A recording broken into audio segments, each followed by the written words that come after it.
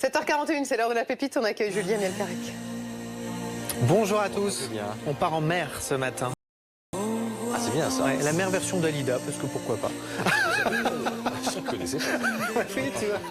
Il y a encore des titres comme ça, des vieilles chansons que tu ne connais pas, Christophe. C'est le Vendée Globe, c'est quoi? Le Vendée Globe, alors ta passion, évidemment, Christophe, le Vendée Globe version virtuelle.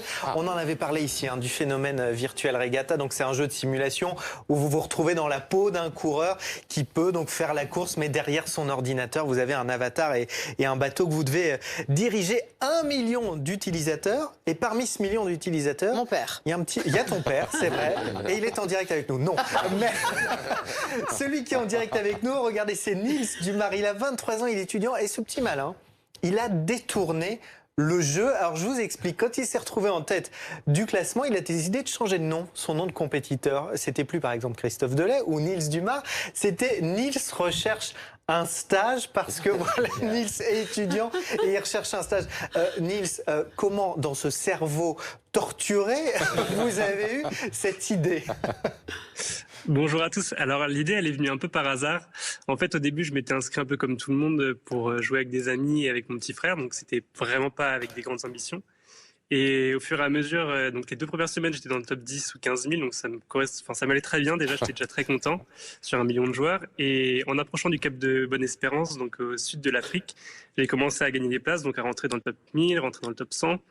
Et je me suis approché du top 3, et le top 3 est visible de tous les concurrents du Vendée Globe virtuel, donc plus d'1 million de joueurs, ce qui fait quand même une grosse visibilité.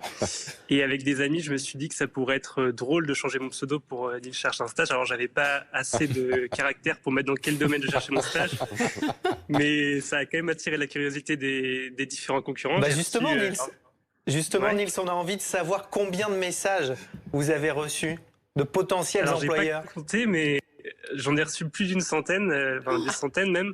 Alors ça allait des gens qui me souhaitaient bonne chance dans ma recherche et qui me félicitaient pour ma bonne place, ou alors des gens qui carrément me demandaient de leur envoyer mon CV en me disant qu'ils allaient essayer de m'aider à le transmettre pour trouver un stage.